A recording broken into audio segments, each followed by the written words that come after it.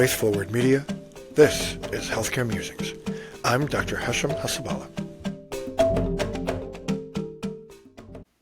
Welcome to Healthcare Musings, everybody. I'm so happy to have you with me. I'm honored and delighted to have Dr. Richard Abrams on the show just to set up the conversation. So if you remember, I had Dr. Adam Seafiu at the University of Chicago on. He's an educator. I'm an educator somewhat. I mean, I have a faculty appointment at Rush University Medical Center.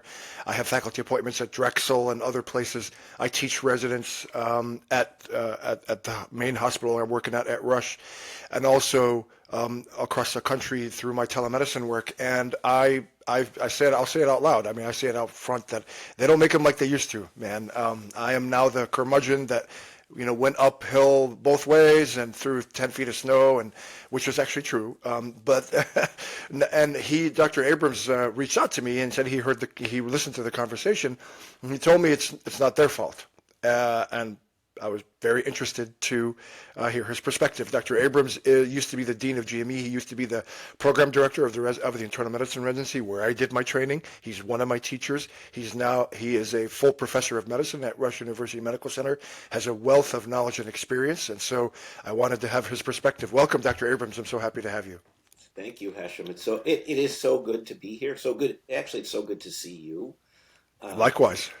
The other thing I will start off in saying, and that is that I have heard Adam speak before. Adam is somebody I respect. I read. He has a Substack. I have no idea if you've read that. He does. Oh, I'm subscribed. Substack, which I read and I love. Yeah, I actually contributed a piece when I had chest pain during my shift and went to the cath lab and everything. So, I'm a contributing writer to Stem Cell Medicine. It's a great Substack, absolutely. So, do you want me to start, or do you? Yeah, go ahead, man. They don't make them like they used to, Dr. Abrams. They don't. Tell me how I'm wrong. So, first of all, I guess maybe I'll start with this question to you, and that is should we really go back to the days when you and I trained? Is that really something that we thought was good, or was something that we want?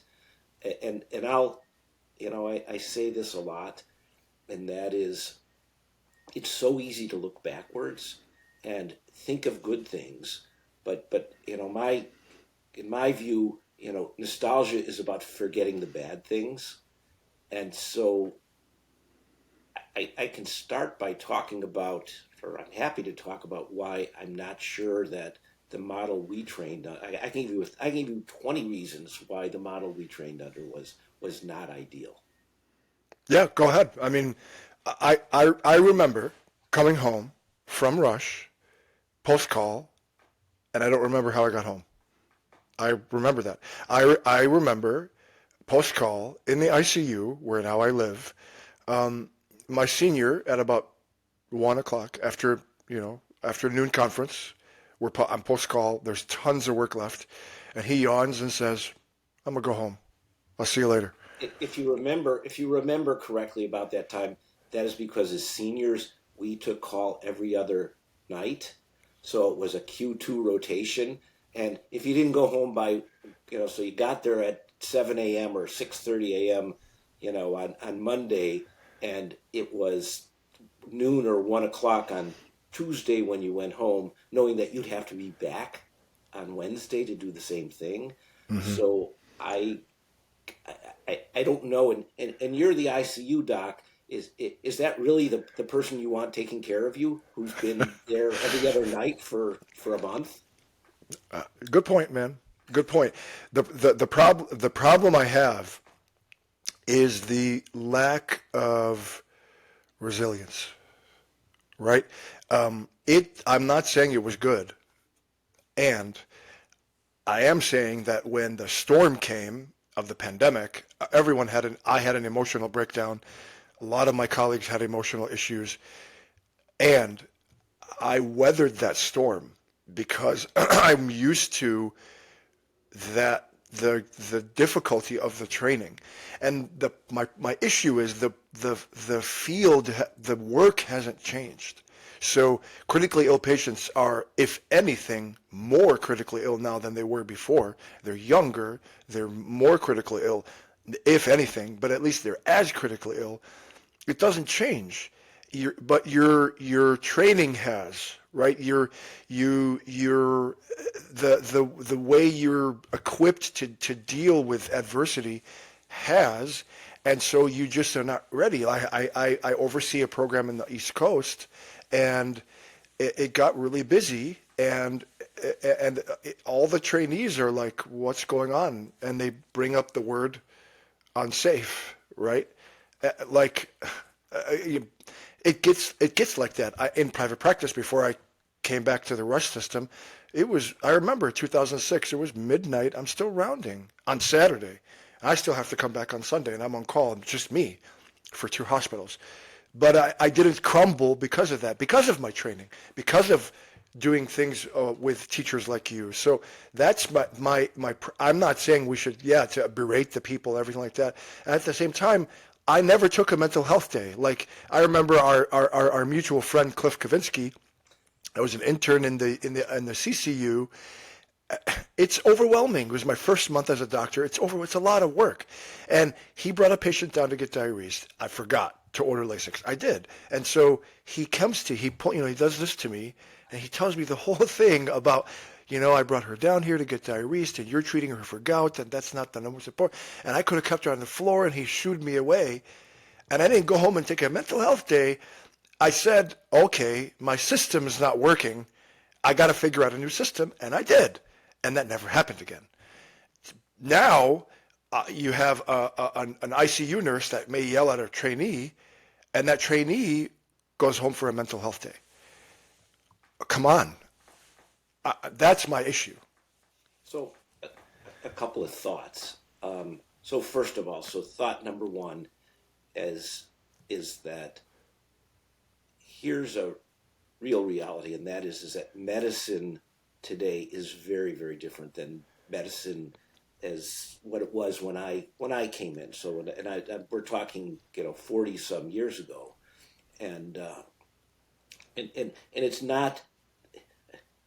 What's happened to medicine is it's been sliced and diced into smaller and smaller pieces, right? And so you'll tell me as a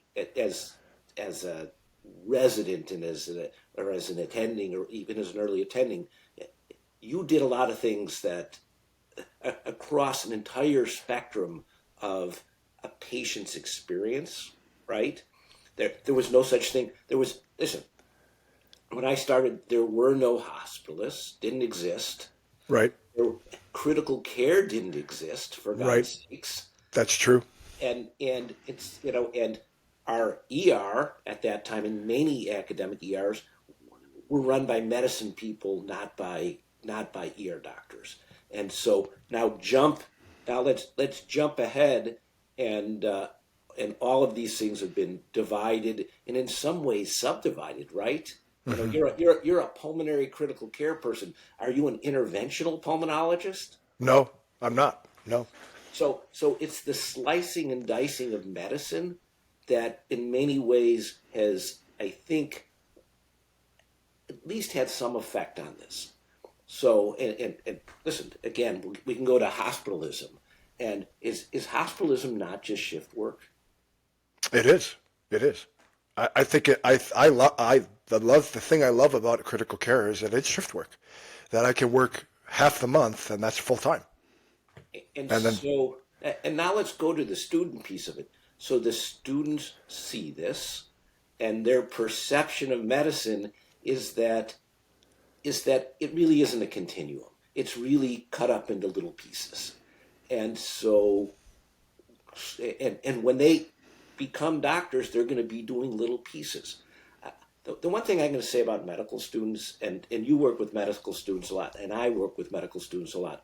Number one is I actually think medical students are way smarter than they were than when I was a student. Oh, wow. The other thing I'm going to say about medical students is that in general, medical students will do anything that we tell them to. Mm-hmm.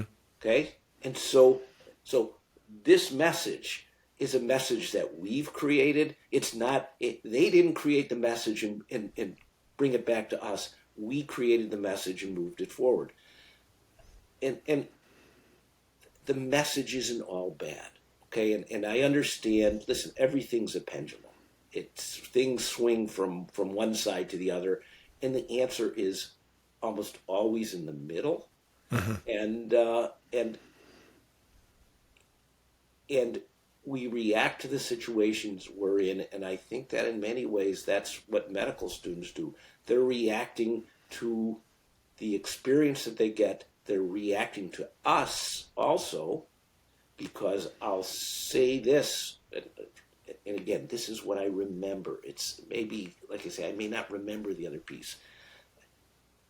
I see attendings all the time complaining about how they have to stay late, or how they have to take an extra shift, or how they have to do that, and the students hear that stuff. It's like having a little kid. You think you hide things from your children? They know they hear everything we say. Yeah, And yeah. so I actually think that in many ways, I go back and say we're 90% responsible for this. That's a very interesting point. That's very valid. Okay, let me go back. The same thing. Like my top 5 rules of the ICU is don't panic. It's 1, 2, 3, 4, 5. It's in my book, right? So because, like I said, it's the work, but the work hasn't changed. It reminds me of this article I read in NBC about nuclear medicine submarine for the Navy, and they were talking about how the trainees are having difficult times. Some are suicidal, and the people in the naval, the trainers are saying it's a nuclear submarine. We can't dumb down the training, because if you don't do it the right way, you can cause a nuclear catastrophe. And I think medicine is somewhat similar, especially critical care. It's somewhat similar. Like I have a patient that could die right this second. I don't have time for your feelings. You know what I mean? Like if you're trying to care for a patient, and I tell the trainees this, medical students and residents, listen, you know what? I don't have time for your feelings. So when there's an issue, if you're not going to act, or you're going to freeze in terror, right, because you're panicking, then I'm just going to push you aside. And literally, I did that to a resident gently. I said, okay, go ahead and run the code, and he froze. So I'm like, all right, excuse me. And I just went and I ran the code. We don't have time to deal with the feelings, right? And it's a high tense situation. And so sometimes people's emotions get all over the place. And then we're the bad guys. So like the work hasn't changed. Like it's just as hard now as it was when I was there. Now the training, I'm not saying that how difficult it was. Like I said, I'm not saying it was great all the time.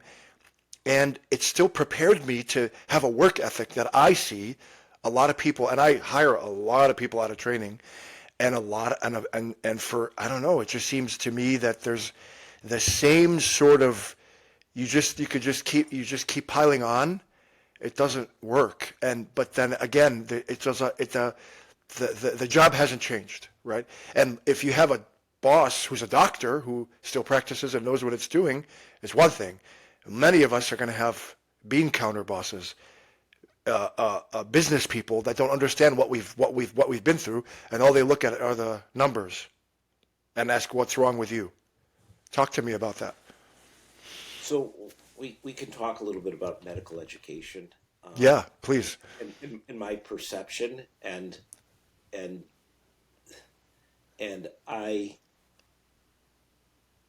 my perception comes from my experience in it. I will be the first person to say that although I consider myself an educator, I don't know if I'm a formal teacher. I don't understand some of the guts of that. My wife is an elementary school teacher. She knows way more about teaching than I do. And I actually, a lot of the stuff I've learned from her. Wow, that's cool. But one of the other things that's happened is I really believe that the training model has changed, and the training model has changed to reflect sort of the realities of what medicine is, and in many ways to reflect what the realities of academic medicine have become. Okay, Hmm. and you already told me you have a daughter A med student. Yep. who's a medical student now, and I imagine that her experience as a preclinical student is way different than your experience as a preclinical student. Because when I was a preclinical student, the only thing that I really had to do was go to class and do my work and pass my tests. That is absolutely not the case with it's not the case to get into medical school now, and it's not the case to be in medical school now. And that and those expectations actually extend through residency also. So it's and you tell me if her experience is different. It's oh you have to do quote research while you're a student or while you're a resident. You have to do these other sort of meaningful activities that take people away from the clinical piece of it, right? Hmm. And That's so true. That's true. again, and as a clinical, when you do go into your clinical years, there's so many things that bring you away from the bedside. Again, that sort of that tail into some of these other quote important things that doctors need to do. I mean, people. It's funny. I run. One of the things I do is I still sort of oversee the student election to Alpha Omega Alpha. Oh, wow. That's cool. And so I ask students to write about the domains in which they've excelled, and I'll give them a list of things, and and I think the most common thing that students who applied wrote about was their experiences as their accomplishments in leadership.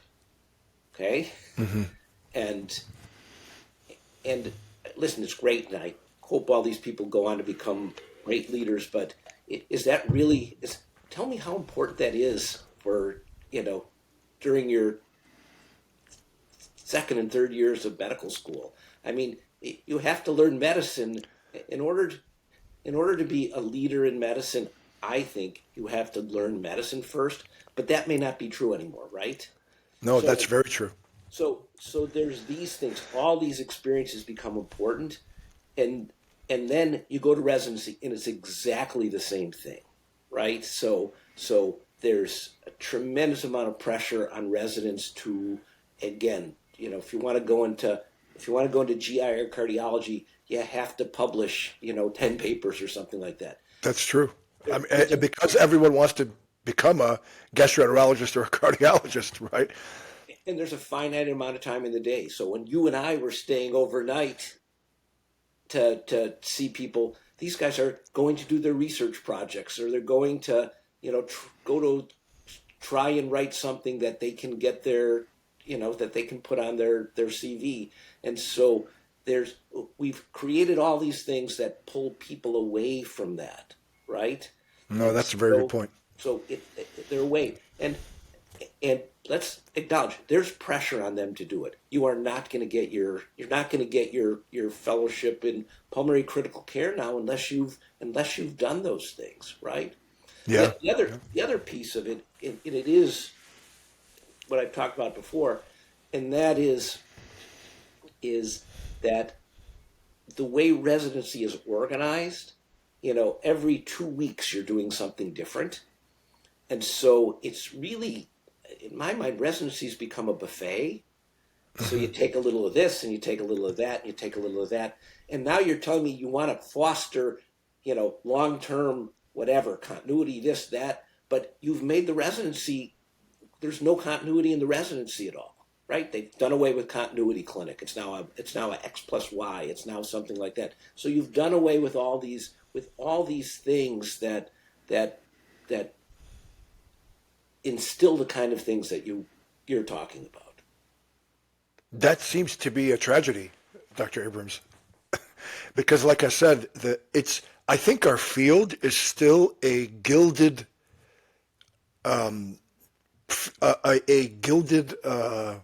occupation.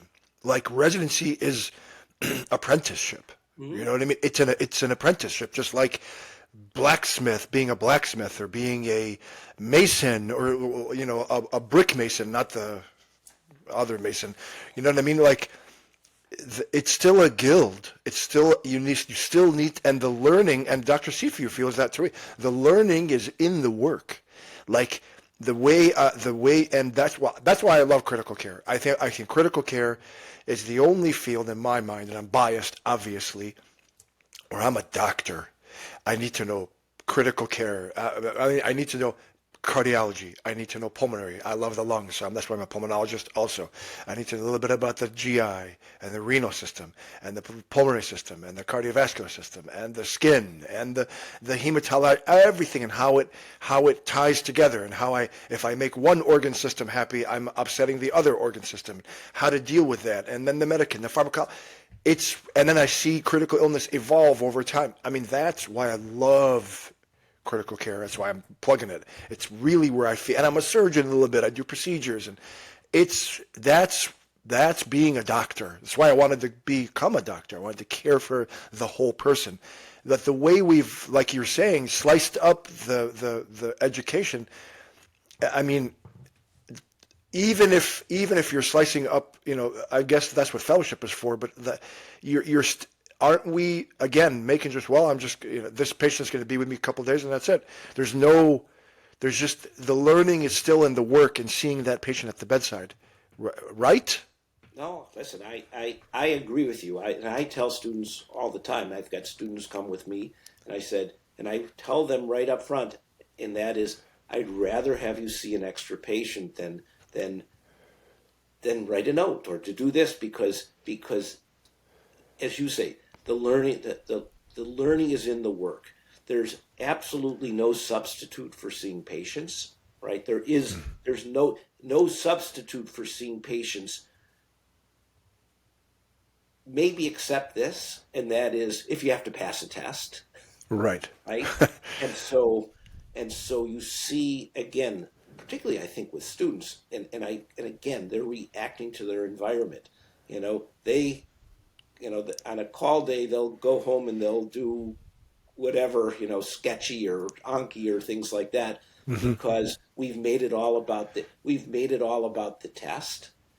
And again, they're reacting to their environment. I got to do this to get to the next step. I got to do this to get to the next step. And so everything is is is just that. And the reality is, and I'm with you. You can't be a good doctor unless you see a lot of patients. And your Yeah. opportunity to do that starts when you're in medical school, and then it lasts the entire rest of your career. I mean, if you think that, if I'm sure the day you walked out of your fellowship and you sat doing what you were doing, there wasn't at least some fear in you. Oh, it's a huge amount of fear. I remember, and my orientation was, here's the hospital, here are the patients. I'll see you on Monday. Literally, that's what it was. He gave me sign out, right? I am covering two hospitals on my own, first time, July 15th, 2005. Still remember, right? And here's the sign out. Hospitals are over there. I'll see you on Monday. That's it. And I didn't call him.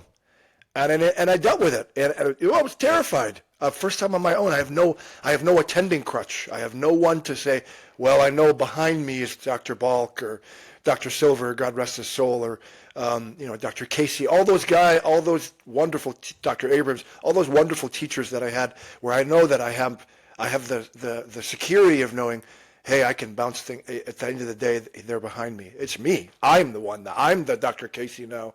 I'm the Dr. Balk, although I'm not Dr. Balk. So yeah, there's a ton of fear, 100%, and dealing with that fear and being given the work ethic and the resiliency to do it just makes you better. And like you said, every patient is a teacher. I got Every patient is a teacher. I've got a question for you, and that is because I kind of have the suspicion that fellowship has become residency, because fellowships where you really, like I said, residency now is this. It's almost like medical school. You're always rotating to something new every couple of weeks. And Is it really every couple weeks now? It's not four. It's not 4 week rotations. we do a 2 week. So every 2 weeks you rotate. Wow, really? And so I, like I say, I think fellowship has become residency because that's where the sort of installation that you're going to be doing the same thing sort of over and over again. And I suspect that many young physicians develop, young internal medicine physicians develop their professional identity during fellowship. And you could speak to that more than I can because I don't work with fellows in that way. I mean, I see fellows working, but I also, and I've talked to a lot of our residents who become fellows, and the step up from residency to fellowship now seems to be a much bigger step than I think it was. In some ways, I always thought that, again, back when I sort of did this, I actually thought that going to fellowship was actually almost a step down. It was easier. It was easier. It was easier. I could focus. Now I think fellowship, that's right. You didn't have to worry about, if you're going to pulmonary critical care, you didn't have to worry about the electrolytes, or critical care you did, but Yeah, we do. Yeah. you didn't have to worry about everything else. But now it's a big step up. Yeah, that's a really good point. I mean, I was so happy to be in fellowship. Finally, I can do what I love to do all the time, right? And I have my pulmonary office where I'm seeing pulmonary patients all the time. I'm in the ICU most of the time, right? All the time. I loved it. And then I did a year of sleep. All my electives were in sleep. So then I did sleep too, only, right? So I could focus. I loved that, right? And I told, when I was in residency, I told the chiefs, please put me in the ICU as much as you want, because I already decided coming in, I want to do pulmonary critical care. So put me in the ICU as many months as possible. And in fact, I did the last year of my intern year and the first month of my senior year in the unit, just so I had 8 weeks straight, right? So that's such a good point. I didn't realize that it's every 2 weeks. So how do you develop continuity? Do you not have any don't you have to train like office? We had a continuity clinic where I was seeing, that's one of the reasons I told Dr. Sifu that. That's one of the reasons that solidified my decision to become a specialist, is by the way, I'm walking out of the 1 foot out of the room, like, hey, I'll see you later, mister. He's like, doctor, by the way, I can't see. What? I can't see for the last 2 weeks. And my blood pressure has been 180. All these things, I'm like, I can't do this. I want to be a pulmonologist. I want to be an intensivist, right? Isn't that bad, So, Dr. Abrams? these systems have evolved over the years. So, I mean, we're probably, nationally, people started doing some of these systems probably over a decade ago. Yeah. And what the reason it's almost, in my mind, it's almost why I think we started our hospitalist system. And that is, we viewed it as an educational efficiency, right? It was education. We'll get to the patient care efficiency, and I which is one of the things I love to talk about. But it was educationally efficient for the residents to only have one attending, right? So we came from a time where a resident might have multiple attendings that they had to deal with. And so once you go to a system where there's one attending, it's really kind of like one-stop shopping for residents, right? So it's Right. educational efficiency. I think that X plus Y systems are an educational efficiency, right? So one of the worst things about clinic that people would say is that, oh my God, I'm on the floor, I have to leave the floor and I have to go to this clinic, and maybe the patients won't show up and I'll be stuck there for 4 hours. And so That was my pain point about the clinic, big time. And I remember it was November 2002. It was a nightmare unit month. It was just super sick people. It was crazy. And I got pulled I had to go to the clinic, and I had to leave clinic to go put a chest tube in. I had no choice. There was no one else to do it but me. And my attending at the time got really mad that I left the office. And I understand I understand why. The patient's in the office, that's your focus. What am I supposed to do? I had to leave. And that was the end of that experiment where I can see people more independently, really like an apprenticeship where they come to see me and then I just talk to the attending. That went away because he was angry, upset that I had to leave to put a chest tube in. It wasn't I couldn't help it, right? So that was a pain point. Even in fellowship, that was a pain point. Right. So, but I say, so it's educationally efficient to separate all these things out. It's educationally efficient from a knowledge standpoint. Okay. Mm-hmm. So, boy, I'm on 2 weeks of cardiology. I've got these 2 weeks to learn cardiology. I've got 2 weeks of the floor. I've got 2 weeks of this, and so it's efficient educationally. You're just immersed in that. The problem with it is I think is twofold. Number one is you do lose continuity, right? So if you're never in one place more than 2 weeks, you don't know, you know nothing. Then you can write your little list down and say, I'll go back to Epic and look through it, but you won't. So it's efficient educationally. The other thing is that nobody asked the patients what they wanted, right? That's a good point. So all this stuff was designed to make it easier for whether it's students or residents. Listen, our hospitalists switch every week now, most of them, mm-hmm. And I get it. It allows you to do whatever you have to do in the rest of your life. But I'll argue it probably isn't all that great for patient care, and I'm 100% sure that patients don't like it. That's very interesting. You said you like to talk about patient care efficiency. Talk to me about that. Well, it is. It's sort of what I just talked about, and that is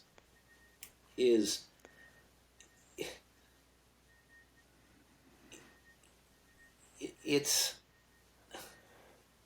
goes back to, like I say, patients like to see the same doctor, right? And listen, I'm a primary care person, so this is the world I live in. Mm-hmm. But at the same time, actually, I'm a dinosaur. So I work in 3 places. So I'm work in the outpatient setting. I'm also one of the last attendings who is allowed, because I'm allowed to do inpatient. So I do 8 weeks of inpatient a year. So and I do it for 2 weeks because 1 week, it takes me 3 days to figure out what I'm doing.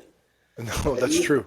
I do that. And actually in the last couple of years, I actually have half a day a week where I do home visits. So I see patients across this continuum, and the advantage, the only reason I could do it, for God's sakes, the only reason, was I'm not a hospitalist, but I know what happens when a patient goes home. And I think I think many hospitalists don't know. I get all sorts of crazy stuff. People go home, every medicine's changed. They don't know how to get any of the medicines. There's all this stuff, and it's not that they're doing a bad job. It's that, like I say, we've trained people in these little silos, and so they don't know what happens. On the outpatient side, I know what happens when a patient. I know what happens when a patient's in the hospital, and then you do the home stuff, and then you're really in the Wild West, because then you really know how patients perceive the whole process. So it's efficient care, right? Depending on what your efficiency metrics are, it's efficient right. care. But is it? I don't know. Is it good? You tell me. Is it good care? It sounds like it doesn't sound like it, and a lot of the issues that with readmissions, because I'm as head of quality at my hospital, so we deal with readmissions and we deal with hospital-acquired infections and all these things. So readmissions, if your medicines are all jacked. My mother-in-law just had surgery, and she keeps telling me, "What's this? What's this? What's this? What's this?" And then she has 3 prescriptions for Pepsid and 2 prescriptions for a Yeah, you know what? You make a good point. We've fragmented the system, and then and we're trying to be as good as possible in the fragmented system, and Right. that's We meet the metrics within the silo that we meet the metrics in the silos that we work in, and but there's 50 pieces, right? And the that's such a good point. pieces don't necessarily fit together. So then, and We're this not may going backwards, though. I'm going to no, tell we're, you. but No way we're going backwards. if it's not patient centered, like so then what? So then if it's not good for the patient, like is just the way it is, just the way it is, because the patient is this. I mean, that's why I love being pulmonary critical care because I remember what it was like to be in the office. I don't panic when somebody has a SAT of 70 because I can't tell you how many people walk into my office with oxygen saturations in the 70s and totally feel fine until I give them oxygen. They're like, oh my God, I can't believe I feel this much better. That perspective is really important as a physician, and it's lost. And you're right. It's not maybe not their fault. They just gotta. I I have hospitalists in our, we have hospitalists in our practice, and it's a tough job. Yeah. It's a tough job. It's a really tough job. You have so many demands, and again, I'm head of quality, so I'm looking at length of stay, at mortality ratio. We're looking at HAIs. We're looking at readmissions, and the hospitalists have to get all their stuff in and discharged, and admissions are coming. It is not an easy job whatsoever, and it's just like, okay, we've identified the issues, and it's more educationally efficient, but maybe not best for the patient. Is this just the way it is? Is this just how it's just going to be? It's the pendulum again. This is where we this is sort of where we stand. I think in 2025, and Yeah, to go back to the students. Like I say, the students are reacting to this, right? So that's a good point. they're they don't know any better. They're walking into this milieu and they're seeing this, and and it's not as surprising as many people think that this is the what they would do. I mean, they've got, like I say, half the time they're going to a conference somewhere. They're meeting with, I don't know, they're going through cases with during the middle of the afternoon when the residents are running around doing things and you're having sign out rounds and things like that. So they miss out on that experience because they're doing something, quote, educational instead during that time. And so Yeah, it is what it is. The mental health piece, I we should talk about a little, at least for a minute, yeah, please. because I never because took mental health days. Like even my 19-year-old in high school, she didn't one day like she may not have studied as well for a test, so she just took a mental health day, which is okay, fine. Everyone could do that. Or now they have retests. You can retake tests. We don't have that. I can't retake the boards. Okay, I have a bad day. I don't do well. I fail the boards. That's it. It's the way it is. In the Olympics, if you're third place and you have to be second to qualify, if you're off by zero point zero 0.01 seconds, well, it's the way it is. But now they have retakes, and you can do the mental health days, and I don't know. I mean, listen, seeing patient die after death after death after death after death, day in and day in and day in, was not easy, right? And I still came back. I had to come back. Someone has to be there. The patient needs a doctor, right? Please talk to me about that. so I guess a number of things I say about this. So first of all, there's certain words I don't like. So I don't like wellness. I think well-being is a better term, right? Yes, And remember, there's domains of well-being, right? So there's for example, there's community well-being, right?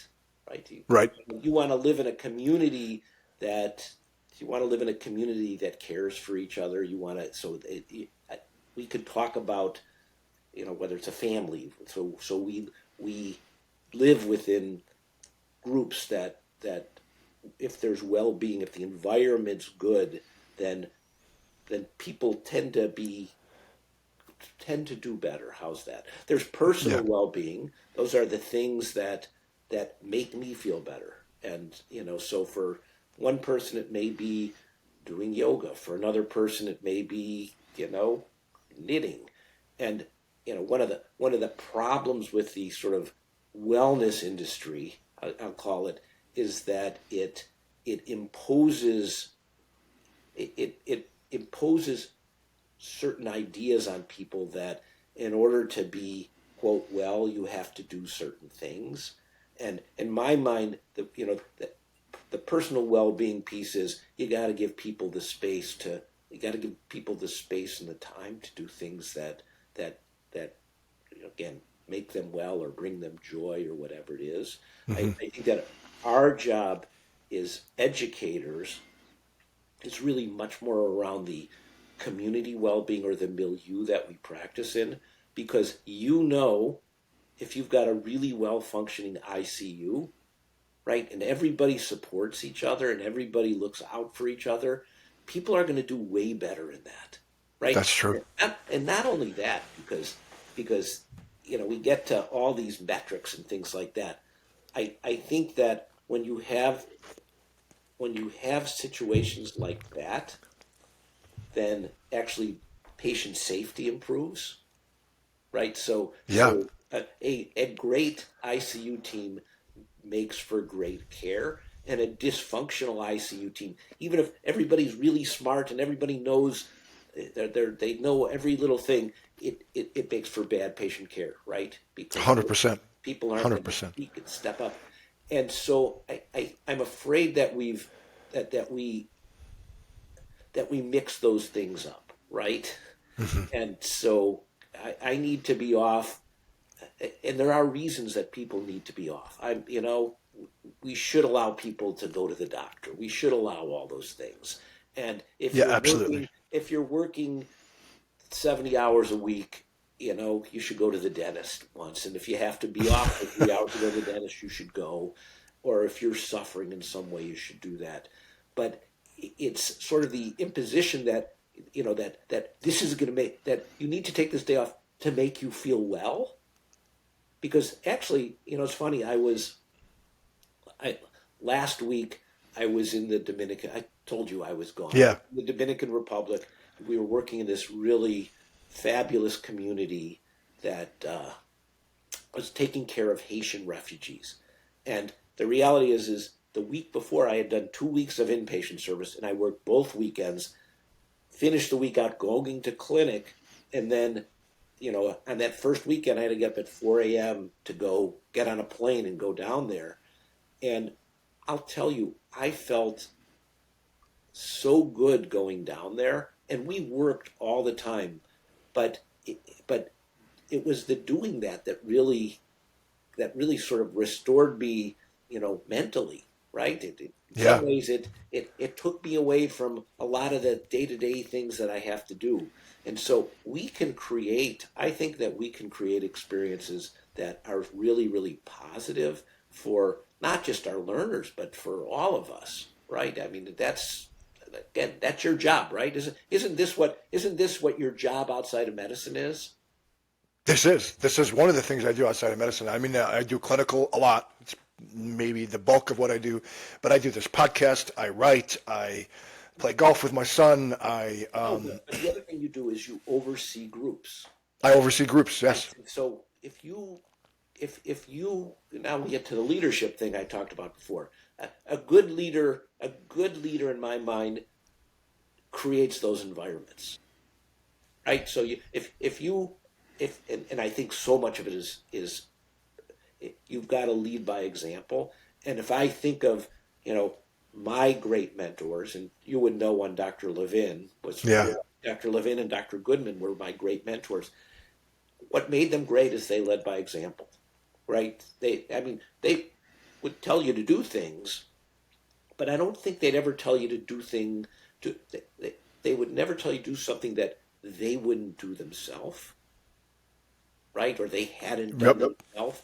Or if it was going to be hard, they'd explain to you why you had to do it and what the real reason you had to do it, instead of that's a rule or this is that. I mean, I remember so well one of my favorite Dr. Levin lectures was the "This is not a democracy" talk, where he told us when I was a young attending that we had to go work in one of the first LTACs as the hospitalist, Yeah. and and and he went through, he explained all of it, he said why it was, he acknowledged that it might be hard, it might be this, it might be that, and at the end of it was like, okay, I guess we have to do it without anger, not with I can't believe these guys are doing to it.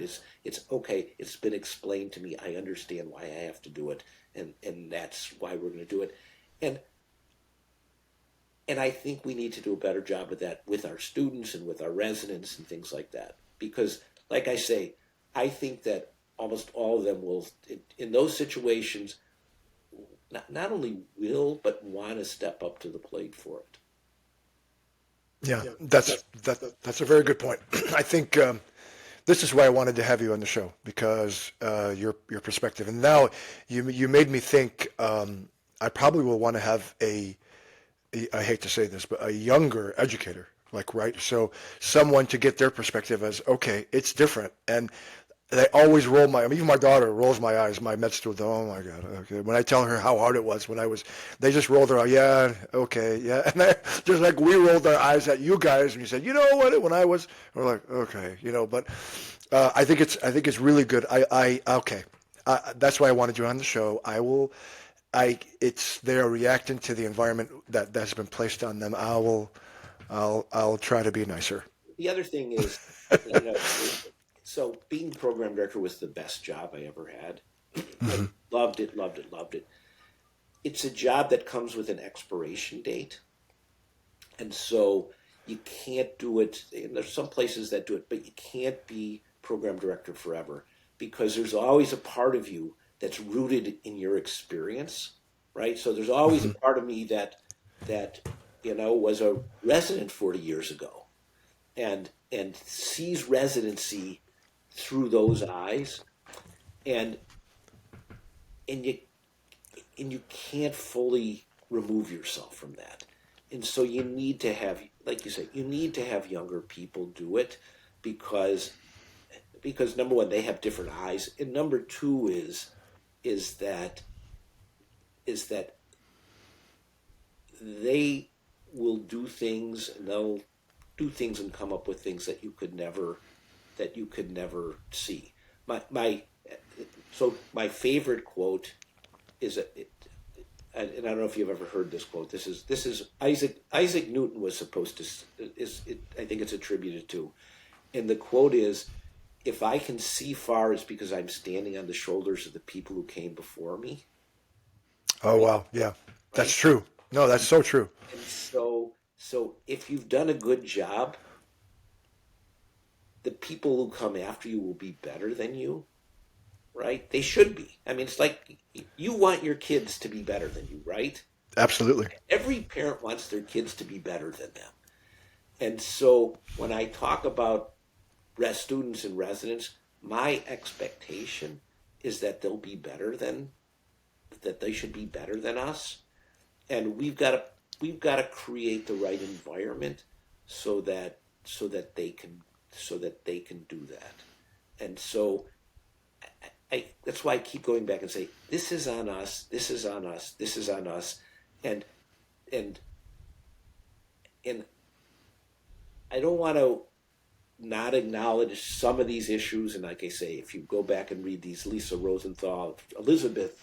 Rosenthal, listen to the podcast, she talks about some of these things. Um, but but we're responsible for this. I mean, it's like people don't hire themselves, right? So you get somebody that's in some place and you say, God, this person's terrible. So somebody hired them. It's not they didn't come in there.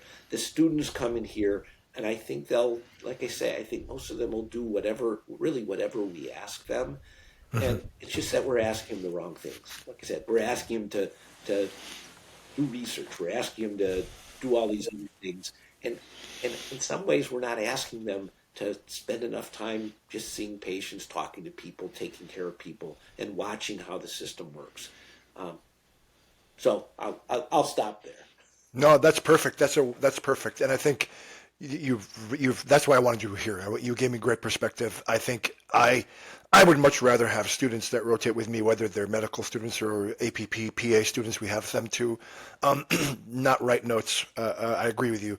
They should come to the bedside, see what we're doing, learn, take care. And the notes on me, I can. That's right. I'll take care of the notes. That's a very good point. That's what That's right. I'll do. I'm being paid to write the notes. They're not being paid. They're paying to learn. That's true. Very true. So I'm gonna start doing that. I'm gonna be nicer. I see what you're saying. That it's been done. The system, like it or not, has been changed fundamentally, and they're just trying to be as successful in the new system. I'll try to be.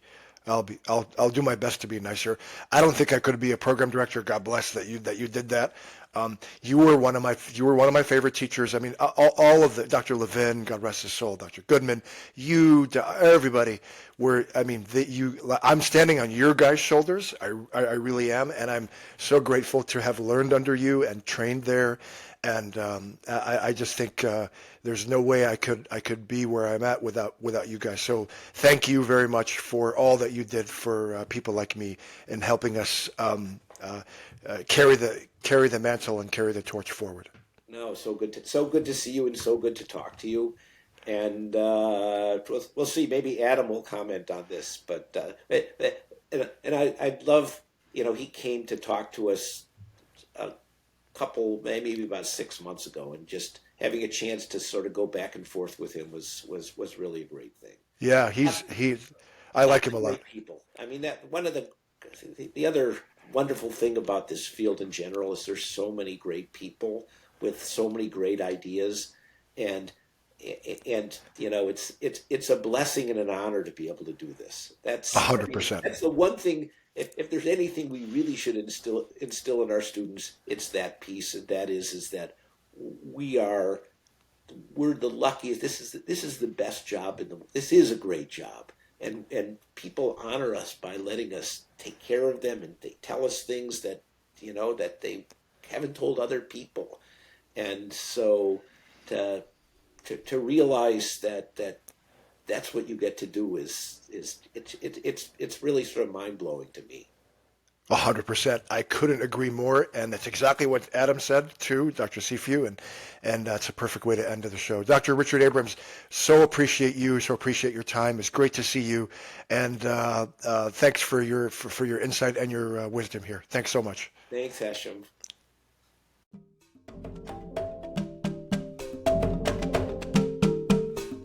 Thank you for listening. Sign up at healthcaremusings.com to get every episode delivered directly to your email. And please don't forget to leave a 5-star review. Thank you so much.